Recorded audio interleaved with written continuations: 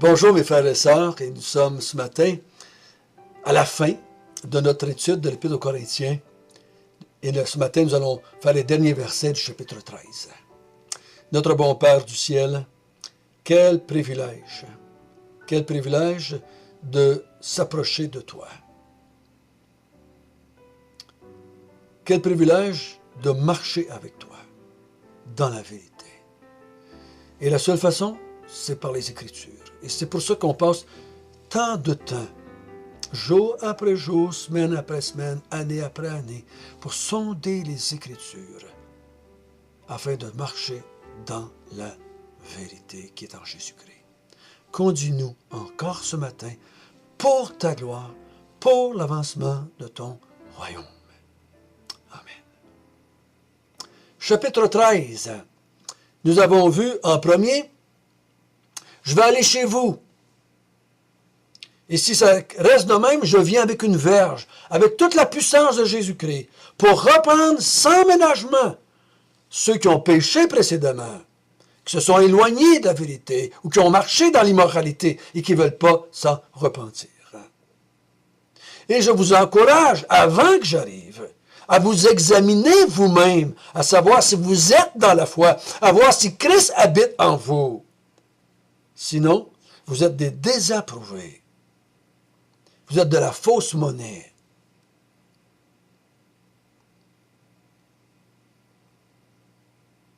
Il y a des gens qui vont partir de ce monde, croyant qu'ils sont chrétiens. Et ils ne le seront pas.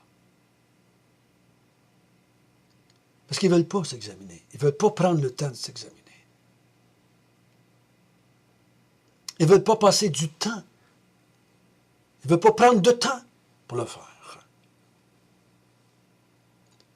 Paul dit pendant que vous allez vous examiner, en tant qu'Église, en tant qu'individu, je vais prier pour vous, afin que vous ne fassiez rien de mal, afin que vous fassiez ce qui est bien. Je vais prier pour votre perfectionnement. Je vais prier pour votre édification. Parce que je n'aimerais pas, quand je vais arriver chez vous, de faire de la destruction. En vous disant que vous êtes hors de Christ, vous êtes sans Christ. Je n'aimerais pas faire ça. Donc, je prie pour vous. Je prie pour vous. Et ce matin, il va terminer, et on va lire ensemble au verset 11 jusqu'au verset 14. Au reste, frères, soyez dans la joie, perfectionnez-vous, consolez-vous, ayez un même sentiment, vivez en paix, et le Dieu d'amour et de paix sera avec vous. Saluez-vous les uns les autres par un saint baiser. Tous les saints vous saluent. Que la grâce du Seigneur Jésus-Christ, l'amour de Dieu et la communion du Saint-Esprit soient avec vous tous. Ces quelques derniers versets, Paul veut dire, c'est une salutation. Il dit un au revoir, c'est sûr. Mais il le dit, je crois que ça fit avec le restant du contexte, parce qu'il y a encore le mot perfectionné dedans. Donc il leur dit, au verset 11, frères et sœurs, bien entendu, soyez dans la joie, perfectionnez-vous, consolez-vous, ayez un même sentiment, vivez en paix. Donc il les encourage à faire ça. Soyez dans la joie, perfectionnez-vous, consolez-vous et ayez un même sentiment. Vivez dans la paix. Regarde qu'il leur dit ici, réunissez-vous, parce que le mot vous, vous, à plusieurs reprises. Il dit, en tant que groupe, en tant qu'Église, assisez-vous ensemble. Dans la joie. Perfectionnez-vous. On a vu ensemble, perfectionner veut dire chercher la vérité ensemble. Analysez ce qu'on vous a dit. Ne soyez pas trop vite à accepter tout ce qu'on vous dit. Examinez-vous, perfectionnez-vous, recherchez la vérité, testez-vous, éprouvez-vous, consolez-vous, ayez un même sentiment, vivez en paix. Donc, je crois qu'il est en train de dire, restez ensemble. Ne vous divisez pas. Restez ensemble. Unissez-vous. Marchez d'un pas commun. Parce que Paul nous a fait voir, en tout cas moi j'ai perçu, dans la deuxième épître aux Corinthiens, comme dans la première, qu'il y avait une division qui était en train de se faire. Et vous savez qu'est-ce que ça fait, la division? Ça peut être des divisions morales, moi j'appelle, ou ça peut être des divisions doctrinaires, mais il est en train de se diviser. Paul les encourage, restez unis, assisez-vous ensemble, dans la paix, dans la joie, dans la communion fraternelle, et parlez-vous. Encouragez-vous, édifiez-vous, instruisez-vous. Édifiez-vous, perfectionnez-vous ensemble, la gang. Parce que tant qu'ils sont ensemble, il n'y a pas de division. Et les faux apôtres, ce qu'ils voulaient faire, c'est de diviser, de séparer. Soit sur un point de vue moral ou doctrinal, l'Église. Ensuite, il leur dit, saluez-vous les uns les autres par un saint baiser. La même vérité, encore une fois. Hein? Restez ensemble, parlez-vous, jasez, recevez-vous. Ne soyez pas irrités, parce que ça va être une très mauvaise ambiance. Si vous n'êtes pas capable de vous saluer, si vous n'êtes pas capable de vous embrasser d'un saint baiser, vous ne serez jamais capable de vous entraider, de vous consoler, de vous parler. Je me souviens, quand j'étais dans des églises, quand je n'étais pas capable de donner la main et de donner une accolade à un frère ou donner une accolade à une sœur parce qu'il y avait quelque chose, je savais que je ne pouvais pas les aider. Je savais qu'ils ne pouvaient pas m'aider non plus. Il y a tellement de friction, on ne peut pas se parler.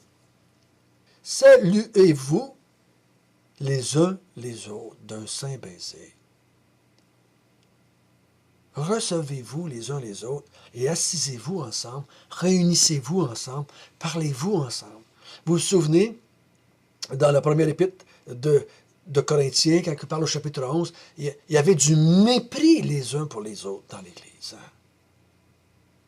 Il dit, saluez-vous les uns les autres et parlez-vous, jasez, consolez-vous, examinez-vous, édifiez-vous, réjouissez-vous ensemble. Prenez du temps ensemble. Il dit, nous autres ici, nous vous saluons. Tous les saints vous saluent. On veut faire un avec vous. On est un avec vous dans ce moment difficile de votre Église. On est un avec vous. On prie avec vous. On va aller vous voir bientôt. On vous salue de cette façon-là. Frères et sœurs, on ne peut pas être indifférent à ce que les autres vivent dans la difficulté. Vous ne pouvez pas rester indifférent à des frères et des sœurs qui se chicanent. Vous ne pouvez pas rester indifférent. Les chrétiens recherchent la paix entre eux autres. Paul dit, soyez en paix les uns les autres. Vivez en paix. Il faut être en paix si on veut s'entraider. Il faut être en paix si on veut s'édifier. Il faut être en paix si on veut se parler, si on veut s'aimer sainement, si on veut s'embrasser d'un saint baiser. Il faut. Si tu n'es pas capable de le faire, il y a quelque chose qui ne marche pas rond. Quelque chose qui ne marche pas rond. Saluez-vous d'un saint baiser. Nous, les saints de l'extérieur, on vous salue d'un saint baiser. On vous salue et on prie pour vous, on pense à vous et on va aller vous voir. Parce qu'on veut faire un avec vous. Et là, il dit au verset 14, que la grâce du Seigneur Jésus-Christ, l'amour de Dieu, la communion du Saint-Esprit soit avec vous tous. C'est pas pour rien ici qu'il met les trois. C'est pas pour rien qu'il met les trois. La perfection dans la foi a toujours les trois. On baptise au nom du Père, du Fils et du Saint-Esprit. On enseigne le Père, le Fils, le Saint-Esprit.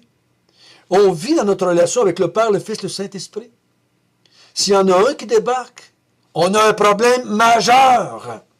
Vous vous souvenez qu'il disait à quelque part dans les chapitres 11, 12, Il vous enseigne un autre Christ, un autre évangile. L'évangile, c'est la bonne nouvelle de Dieu. Un autre esprit. Il dit, Paul, il dit, je veux que vous restiez attachés au trône, au Fils. Il dit, la grâce du Seigneur Jésus-Christ, qui a été manifestée par Christ, par son incarnation, par sa mort à la croix, par sa résurrection. L'amour de Dieu manifesté en Christ et l'œuvre de l'Esprit Saint en vous, par la régénération, par les dons du Saint-Esprit, par les miracles qui ont été faits dans votre sein. Restez attachés à tout ce qui a été fait par le Père, par le Fils, par le Saint-Esprit. Vous devez avoir les toits pour vivre dans la perfection chrétienne, si je peux dire ainsi. Si vous voulez avoir une foi saine et parfaite, vous devez avoir les toits. Frères et sœurs, nous terminons ce matin l'enseignement de l'Épître aux Corinthiens. Cette Église qui avait passé par des moments moraux très, très, très profonds, péché dans, si vous lisez la première Épître aux Corinthiens, sous toutes ses formes, dans tous les domaines.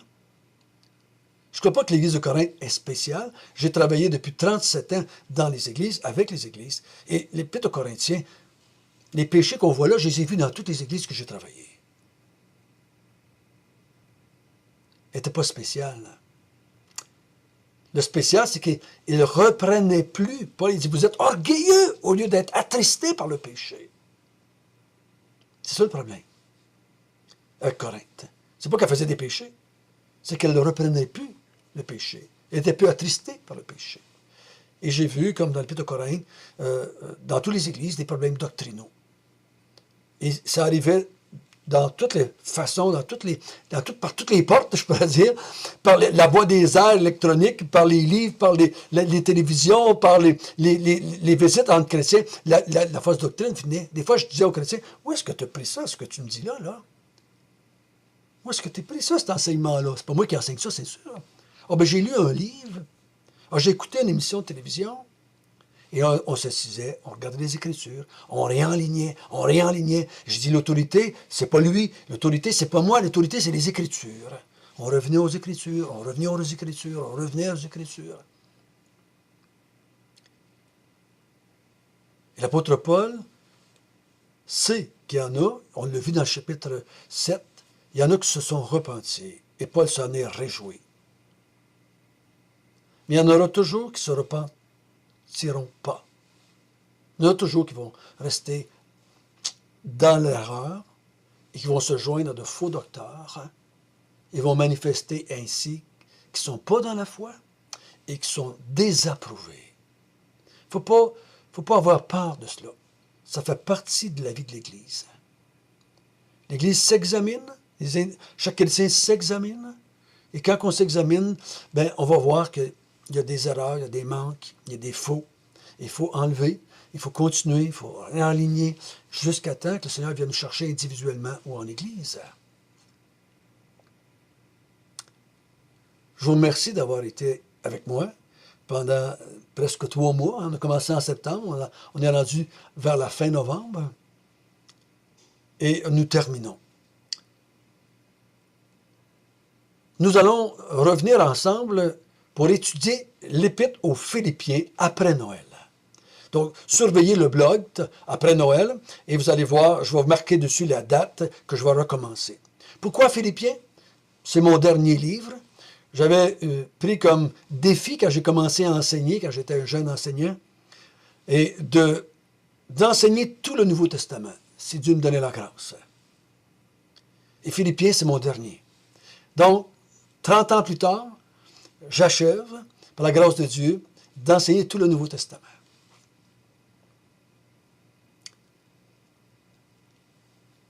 Donc, je vous encourage à lire Philippiens, à le relire, et peut-être le relire, et le relire encore, afin que vous puissiez m'examiner quand je vais vous enseigner. Je vous encourage à lire, peut-être ou écouter quelqu'un d'autre qui va enseigner sur Philippiens et ça va vous permettre de mieux m'examiner encore. Préparez-vous à cela. Mais en attendant, il y a quelqu'un qui m'a demandé si je pouvais donner un mot de témoignage. Et j'ai décidé que à partir du 2 décembre, je vais faire soit juste une vidéo ou 2 ou 3 vidéos. Je ne sais pas encore comment je vais faire cela. Mais je vais donner peut-être une mini-série sur mon témoignage. Peut-être que je vais le faire en 3 parties. Une vidéo sur qui j'étais avant d'être sauvé, comment j'ai été sauvé, et ma vie chrétienne après être sauvé. Donc, ça se peut que je fasse cela en 3 parties. Peut-être 2, peut-être 1. Je ne sais pas encore comment le Seigneur va diriger cela. Mais à partir du 2 décembre, ça veut dire que le 2, allez voir le 2 sur mon blog. Vous allez voir un message là, dans Études bibliques par François Nollet. Vous allez voir un message et je vais dire quoi faire là. Ça va être là. Ça va vous donner une façon de trouver où est-ce que j'ai mis mes petites vidéos sur mon témoignage. Entre-temps, vous pouvez certainement prier pour moi afin que Dieu dirige là, ces enseignements-là sur mon témoignage de la grâce de Dieu, de ce que Dieu a fait en moi pendant les 37 ans qui viennent de passer. Donc, je vous souhaite un bon temps des fêtes si on ne se revoit pas avant. Que la grâce de Dieu nous donne toujours la force de continuer à marcher avec lui pour sa gloire, pour son œuvre, pour son royaume. Je vous aime, mes frères et sœurs, en Christ. Amen. Notre bon Père du ciel, sers-toi de toutes ces vidéos, parce qu'on en a fait une 50aine. Sers-toi de cela, Seigneur, pour te glorifier, pour édifier, pour fortifier, pour t'exalter, afin que tu reçoives la louange, pour stabiliser ton Église. Oh Seigneur, on est content, super content, plein de joie de savoir que c'est toi qui bâtis ton Église et pas nous. Donc quand ton Église va être à la fin des temps, elle va être parfaite. Parfaite. Donc, perfectionnement dont Paul parle, ton Église va arriver dans ta présence, dans la présence de ton Père. Parfaite.